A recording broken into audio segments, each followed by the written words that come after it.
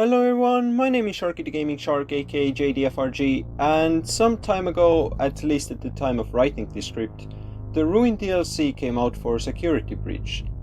So yeah, this video will be me talking about my opinions on the DLC and also about some thoughts I have about modern FNaF theorizing in general. Now, I guess I should also state that I haven't actually played Ruin myself, so my opinions will be based on the videos by Doko and the live streams by AstralSpiff.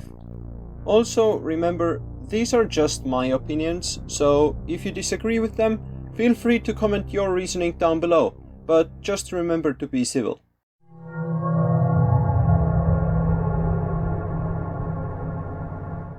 So, for a short recap, the story of Ruin follows this girl Cassie, who goes to the now abandoned Pizzaplex to rescue his friend Gregory, aka the dude who we play as in the first FNaF Security Breach. But Gregory is trapped under the Roxy Raceway, and to get there Cassie needs to deactivate security nodes, which she happens to be able to see using an AR integrated mask randomly given to her by the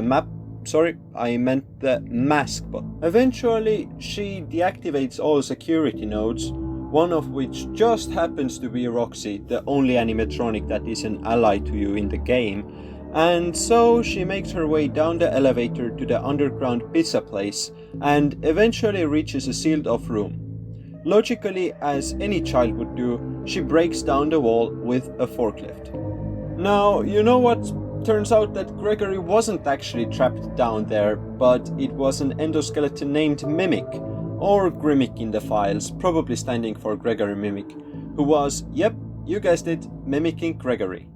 Now, depending on the ending, Cassie either gets sent to Brazil, kills the Mimic using a scooper, or escapes using an elevator. Or, I mean, tries to escape, but then Gregory says something like, "I know you did it for me, but we can't risk that thing following you," and then he crashes the elevator with Cassie still inside. In my opinion, Ruin was story-wise a great game. Because Cassie is herself connected to the location due to her father formerly being a technician there, that gives a bit more insight, especially through the item flavor text, into what was happening at the Pizzaplex before it was, well, ruined. As for the Mimic reveal, although I personally dislike the FNaF books, from which Mimic originates from, I generally am rather thankful that Mimic instead of someone else like, I don't know, William Afton was revealed to be the main antagonist of this game. Also, the DLC tells a lot about Gregory as well, although not all that we learn about him is great, like him leaving Cassie to die after she gets into the elevator, but we do also see a few good sides of him, like him comforting Cassie after no one shows up to her birthday.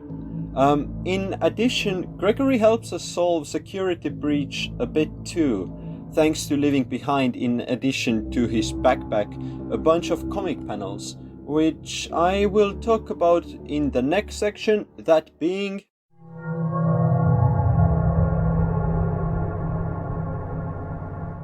Now, as I stated, the comic panels created by Gregory help us solve the lore of Security Breach a bit. The main way how they help us solve the lore is that they actually might confirm which ending is the real one, doing that by featuring scenes from every ending but the Princess Quest one.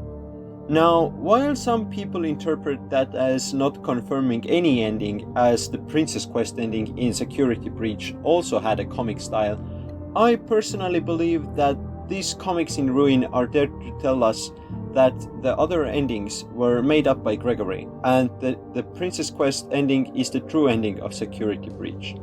This revelation that the other endings were made up by Gregory actually made me like the lore of FNaF again, as this basically means that the Mr. I always come back himself actually did not return after this FNaF 6 fire, but remained dead, and as Perntrap doesn't appear in the Princess Quest ending, he could be counted as not existing.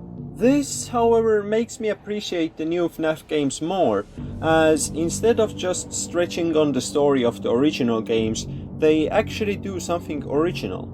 Now, before I get to the final part of this video, I'd also like to say a thing that I noticed about when thinking about Ruin and Security Breach, and that is that the world of post-Ultimate Custom Night FNaF has taken a way more realistic tone, with most, if not all, of the animatronics being not possessed, but instead AIs, and the animatronics themselves are more realistic compared to something like the sister location animatronics.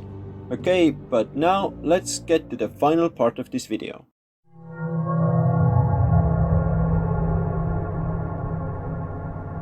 It is no secret that the FNaF lore is complex, to say it lightly, and that means that there will be very many differing opinions on what is true and what is not. But lately I have noticed what may be the main problem, at least in my eyes, in the modern theorizing landscape, especially involving Security Breach.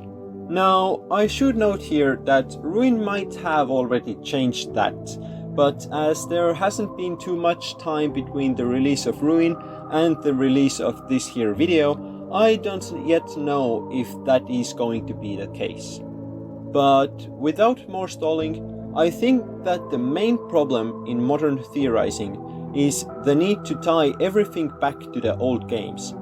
Examples of these can be seen in the Gregbot or Charliebot theories, which both, while addressing Security Breach, try to connect the lore of that game back to the old characters, who both should be dead, those being Charlie or Charlotte or Puppet or whatever her name was, and Crying Bite Victim Child respectively.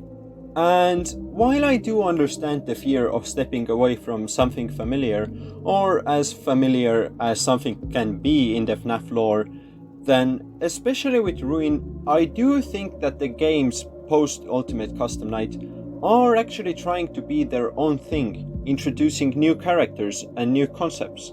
And that needs to connect every major character to someone from before, in my opinion, seriously constrains people in trying to figure out the story. Welp, that was a video. Now, I know that I didn't address some things that appeared in Ruin, like the prototype text under Ruin Freddy's foot or Candy Cadet, and I just want to let you know that that was because I didn't think that they fit into this here video, as I wanted to keep it like a short opinion piece rather than a deep dive. But yeah, anyways, this was that. If you didn't like the video, give it a dislike, don't subscribe if you don't want to, and bye!